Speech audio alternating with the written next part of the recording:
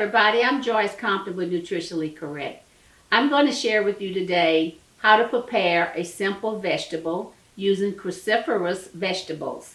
Your cruciferous vegetables are such vegetables as kale, cabbage, Brussels sprouts, broccoli, and bok choy, and a few others that I don't have here today.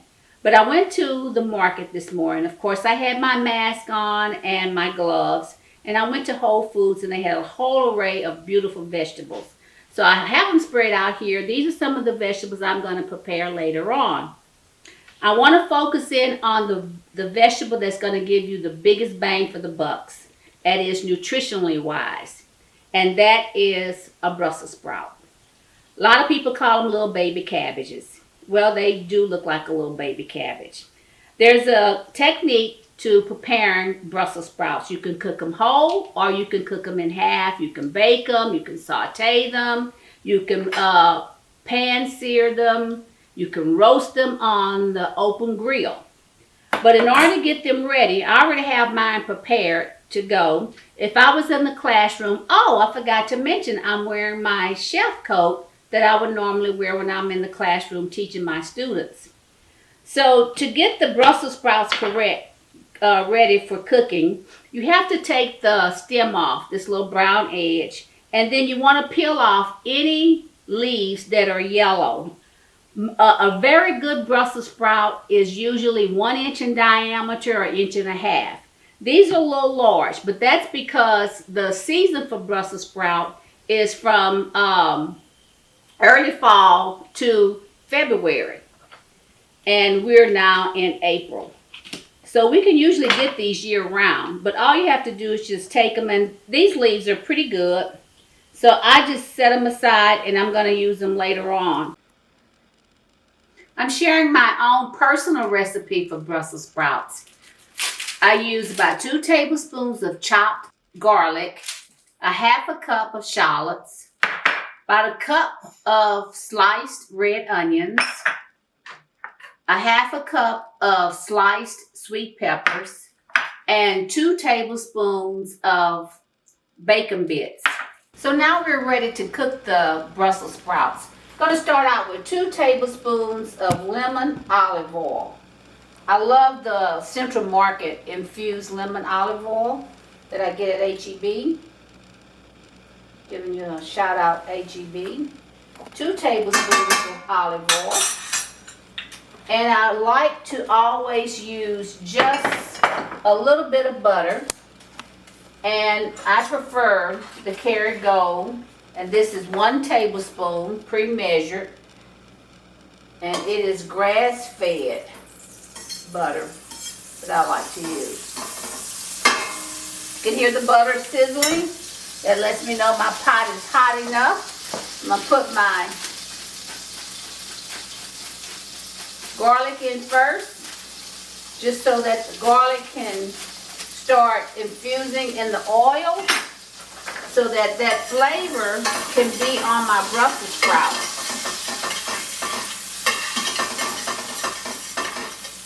I'm sure you can hear it sizzling. And so now I'm ready to put my Brussels sprouts in, and I try to separate them. Can you hear them sizzling?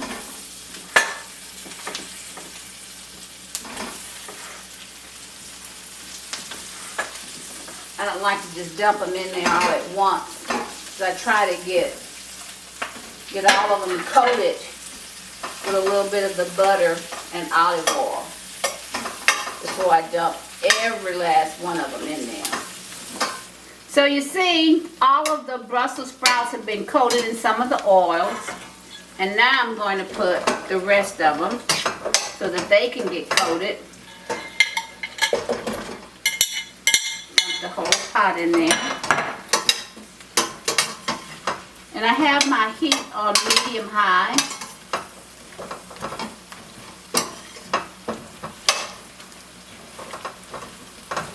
Coating all of the Brussels sprouts in the oil. As you can see just the little pieces of garlic adhering to the Brussels sprouts. And I'm just keeping it going by just kind of tossing them over. The next thing I'm going to add is the bacon bits.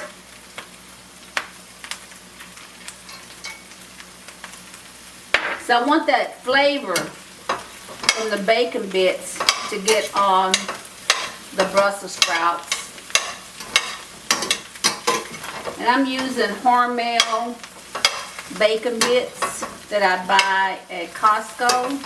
No, I'm sorry, they're not Hormel, they're Kirkland bacon bits by Costco.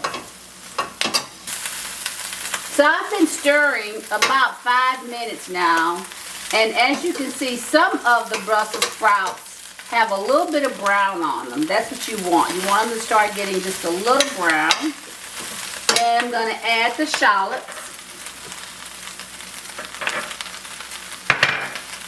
And stir those in the center. Just going to put the shallots in so they can get a little bit of the oil on them. And put the Brussels sprouts on top of them. I'm keeping my heat at medium-high.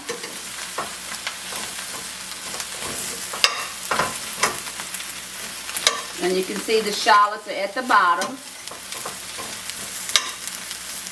Sometimes I cut it with the spoon just to make them kind of separate.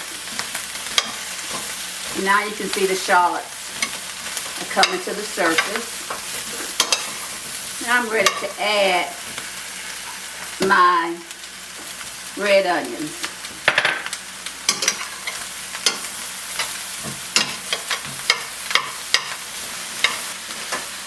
Now, as you can see, a lot of my Brussels sprouts are getting a little bit of brown to them. That's the way I want them to look.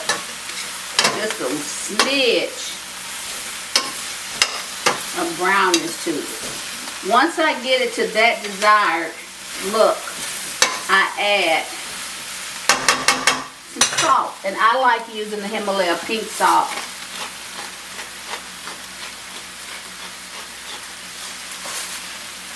Just a couple of turns of it. And I'm cooking now. I've been stirring it about 8 minutes or so. Doesn't take too long. So I'm going to put just a smidgen of water in here because Brussels sprouts, like cabbage, is high in vitamin C. In fact, Brussels sprout has twice the amount of vitamin C than cabbage. And vitamin C is water soluble, correct? So I'm only going to put about a tablespoon of water. I had 2 in here, but I'm not going to use all of it. Just a little bit to coat the bottom of the pan and give me a little bit of steam. And I've already lowered it to low. And I'm going to add my sweet peppers.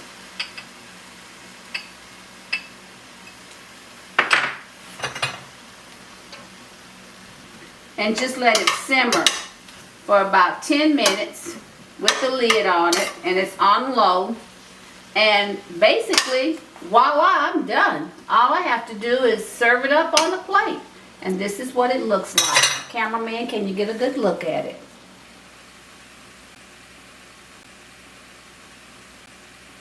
So the Brussels sprouts have been simmering just for a little bit, and I'm only going to let it stay on the range just a little bit longer just to get it to the desired tenderness that I like it. Of course, you can add other spices to your taste. I like to have just a little bit of salt, and I like for the fresh onions and the peppers, the shallots and garlic, and the bacon to give the flavor to my Brussels sprouts. But of course you can put red pepper, black pepper. You can even use powdered garlic and parsley if you would like that in this dish as well.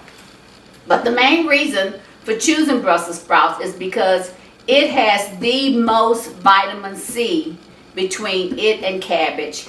And in long history, cabbage was used many times on voyages back in the day to help sailors with scurvy and that kind of stuff, where they were lacking vitamin C. They would give them cabbage, and cabbage was used for some healing properties as well. But Brussels sprouts has twice the amount of protein in it. It has 2 grams of protein in it, where cabbage has 1. Brussels sprout has 48 megagrams of vitamin C, and cabbage has 28. And in addition to those vitamins, Brussels sprouts has an ample amount of magnesium, phosphorus, potassium. It also has some folic acid in it, which is very good for helping our blood cells. And cabbage doesn't have the folic acid, but of course it does have calcium, and Brussels sprout has some calcium as well, but cabbage has far more than the Brussels sprouts. But Brussels sprouts is a very superfood to add to your diet. I hope you will try it. Lots of people in my family, when I tell them I have Brussels sprouts, they go, ugh. And that's because of the pungentness of the Brussels sprout. When they're in the peak season, they're usually much tastier. They usually have just a little sweet taste sometimes if it's in the peak season, but these are almost completely out of season. I think February was the season for them, but here we are in April. So I hope you will enjoy the Brussels sprouts. I hope to introduce another vegetable to you that you may not try very often, and it's part of that family as well, and that's a turnip. So till next time, see you later.